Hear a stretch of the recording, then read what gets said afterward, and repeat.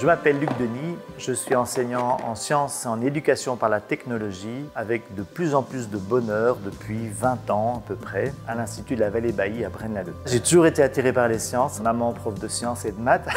J'adorais imaginer des machines, essayer de les construire. Et je me souviens, j'avais reçu une boîte du petit chimiste, ça m'a beaucoup intéressé et amusé, j'ai toujours été là-dedans. J'ai retrouvé des documents où je testais les produits de la pharmacie, et flirtais un peu avec les explosifs, ça c'est pas bien. Voilà, j'ai toujours aimé ça, je démontais des horloges, c'est vrai.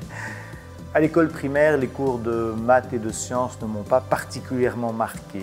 C'est vraiment au début du secondaire que j'ai découvert avec un professeur, M. Collard, le cours de maths. Les 3 premières années, ça a été un choc et puis une passion. Ce qui m'a marqué dans la manière de donner cours de M. Collard, c'est qu'il privilégiait vraiment la compréhension et la compétence par rapport à l'étude et la restitution. Quand j'ai découvert la physique en 4e secondaire avec M. Poncin, oh, waouh. Moi je m'asseyais au premier banc et j'avais l'impression de discuter avec lui pendant tous les cours. J'adorais, enfin, ça me semblait couler de source, c'était une manière d'aborder le monde qui me convenait en fait. À la fin des secondaires, j'ai passé l'examen d'entrée ingénieur, puis je l'ai réussi, donc je me suis inscrit sans me poser plus de questions. Et après 3 ans, je m'y retrouvais vraiment plus. Il manquait un aspect, je pense que c'est l'aspect humain. C'est en commençant le Régenda que j'ai découvert à quel point la pédagogie pouvait être vraiment passionnante. Et c'est surtout en pratiquant le métier après que j'ai aimé ça de plus en plus. Et maintenant, franchement, ça fait 20 ans. Et je me dis parfois avec désespoir, il ne me reste plus que 18 ou 19 ans. C'est trop court.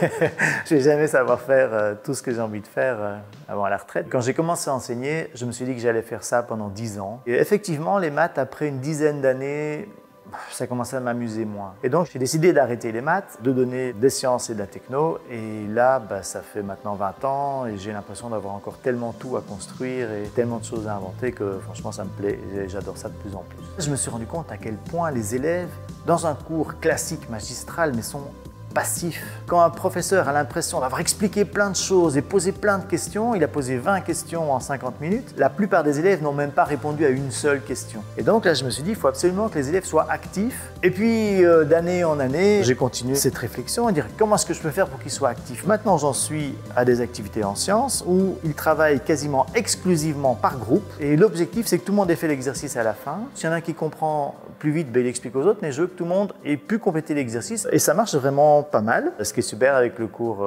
d'éducation par la technologie, c'est qu'on peut faire tellement de liens avec d'autres matières. C'est-à-dire, tiens, on va faire des gaufres, parce que c'est cool de faire des gaufres. Et qu'on se rend compte que, tiens, pour faire des gaufres, on va faire des proportions, il va falloir faire des courses, on va s'interroger sur la levure, on va avoir l'occasion de parler de plein de sujets.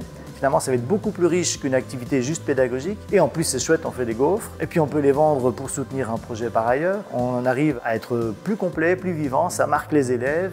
Puis, c'est la vie, en fait. Il y en a qui disent « Hey, monsieur, on peut reparler un peu du cours, là ?» Mais en fait, non, on travaille. « Hey, monsieur, on ne travaille pas, on fait que des projets, des activités. » Moi, quand il me dit ça, c'est gagné. C'est ce qui me plaît. Depuis 7 ans, j'ai commencé à mener des projets spatiaux avec les élèves. D'abord en dehors des cours. Donc, on a créé l'IVB Space Team. Les premières activités, c'est d'envoyer des expériences dans la stratosphère. On participe à un challenge qui s'appelle Asgard. Pour le mois de novembre, on doit envoyer des propositions d'expérience. Et si on est sélectionné, on reçoit une place à bord de la nacelle. Et puis, on a jusqu'au mois de mars pour construire l'expérience. Donc, il y a des écoles sélectionnées de toute l'Union européenne. Et on se retrouve tous à Bruxelles pour 3 jours pour le challenge. Il y a le lâcher de ballons qui a lieu, on récupère les expériences et puis ils doivent analyser leurs résultats et présenter leurs premiers résultats dès le lendemain matin. Donc c'est vraiment un challenge incroyable. Il y a 2 ans, j'ai reçu un coup de téléphone de l'organisateur d'Asgard qui m'a proposé de répondre avec lui à un appel à projet de l'Agence spatiale européenne pour essayer d'embarquer une expérience à bord de la fusée Ariane 6. Et à notre très grande surprise, on a été sélectionné. Ça a été plus de 2 années de travail intense et acharné parce que clairement, c'était très au-delà de notre niveau de départ. Et là, je reviens de 2 semaines en Guyane avec les élèves où on était invités au centre spatial de Kourou pour intégrer l'expérience dans la fusée. Donc c'est une expérience extraordinaire. Je suis enthousiaste pour le métier. Ouais, c'est un super métier en fait. Enfin oui, c'est pas un métier. Enfin oui, c'est un métier, mais je vais pas au boulot quoi. La plupart des jours, je vais vraiment avec plaisir. Je dis, ah chouette, je vais faire ça.